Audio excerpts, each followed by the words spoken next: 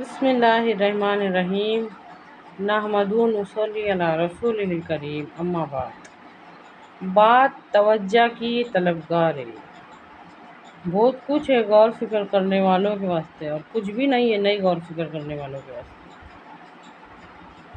دنیا میں بھلائی کا قائم کرنے والا بھی انسان ہے، اور برائی کا قائم کرنے والا بھی انسان ہے۔ فرشتے نہ فرشتے آسمان کے کاموں کو امور دیتے، انجام دیتے، اور انسان دنیا کے کاموں کو۔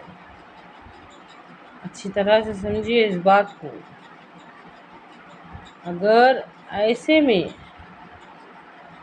یہ انسان خود غرض بن جائے اور صرف اپنا سوچے، صرف اپنا سوچے، میں اور میری فیملی،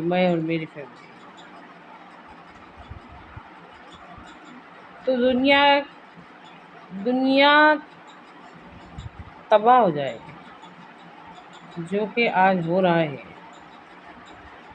اچھی طرح سے سمجھیے اس بات کو۔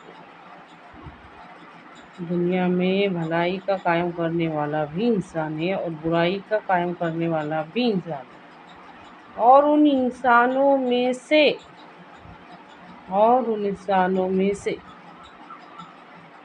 خاص مسلمان ہیں، کیونکہ مسلمان وہ ہے جو اپنے خالق کو پہچانتا، اپنے مالک کو پہچانتا، اپنے مقصد کو پہچانتا، اپنی منزل کو پہچانتا، اپنی ذمہ داری کو پہچانتا، اپنے دوست کو بھی پہچانتا اور اپنے دشمن کو بھی پہچانتا، اپنے کام کو بھی پہچانتا۔ غور کیجیے اس بات میں۔ ہمارے نبی کریم صلی اللہ علیہ وسلم اور صحابہ رضی اللہ عنہم،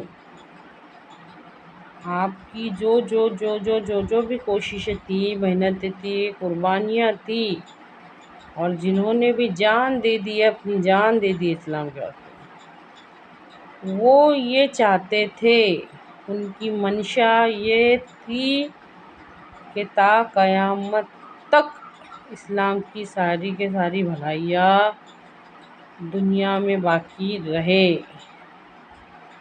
بھلائیوں والا دین، خوبیوں والا دین، امن و امان پر چلنے کا راستہ، سکون اور چین کا راستہ دنیا میں قائم رہے۔ اچھی طرح سے غور کیجیے ان کی منشا کیا تھی۔ بھولے سے بھی ایک بھی بھلائی ایسی نہیں ہے جو ہمارے رب نے ہم کو نہیں سکھائی لی ہے، ہمارے نبی صلی اللہ علیہ وسلم نے ہم کو نہیں سکھائی لی۔ اسلام وہ راستہ ہے، بھول سے بھی نہیں بھولے لائے وہ۔ اچھی طرح سے غور کیجیے اس پر۔ آج ہم ان سب سے الگ اور ان سب سے کٹ کے منمانی زندگی گزار رہے، اپنی جیسا دل چاہتا ویسا جو کرنا چاہتے وہ کرتے۔ اچھی طرح سے غور کیجیے اس بات میں۔ یہ سب ہمارے رب کا کرم ہے کہ اس کے باوجود بھی ہم قوم داؤد کے جیسا بندر بن کے نہیں گھوم رہے، کتے بن کے نہیں گھوم رہے۔ اچھی طرح سے سمجھیے اس بات کو۔ ہمارے ساتھ ہمارے نبی کی دعا ہے، جنہوں نے آخری سانس تک یہ دعا کرے، یا اللہ میری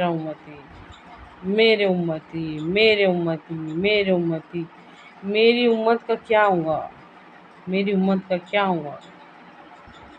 روئے ہمارے نبی ہمارے صلی اللہ علیہ وسلم ہمارے واسطے بہت بار روئے،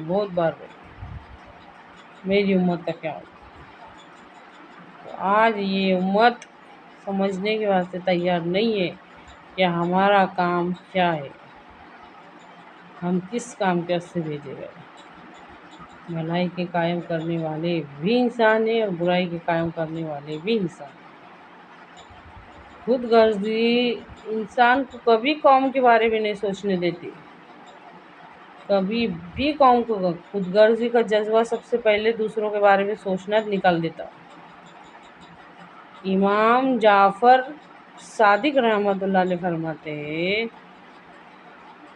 کہ صبح کی پہلی کرن اگر ہم کو قوم کے مسائل نہیں نہ بتاتی تو یوں سمجھو کہ ابھی تک ہم مسلمان نہیں ہوئے۔ صبح کی پہلی کرن اگر ہم کو قوم کے مسائل نہیں نہ بتاتی تو اس کا مطلب یہ ہوا کہ ابھی تک ہم مسلمان نہیں ہوئے۔ اچھی طرح سے سمجھیں اس بات کو، کون سی غفلت میں جی رہے ہم، کون سی غفلت میں جی رہے ہیں۔ اسلام نے صرف اپنی اپنی فیملی کے بارے میں سوچنا نہیں سکھایا۔ اٹھا کے دیکھو ہمارے پیارے نبی صلی اللہ علیہ وسلم کی ایک ایک حدیث کو غور کر کے دیکھو، اس میں بہت غور کرنا پڑے گا۔ ہر بات توجہ کی طلبگار ہے کہ وہ صرف اپنی اپنی فیملی کے واسطے نہیں تھی۔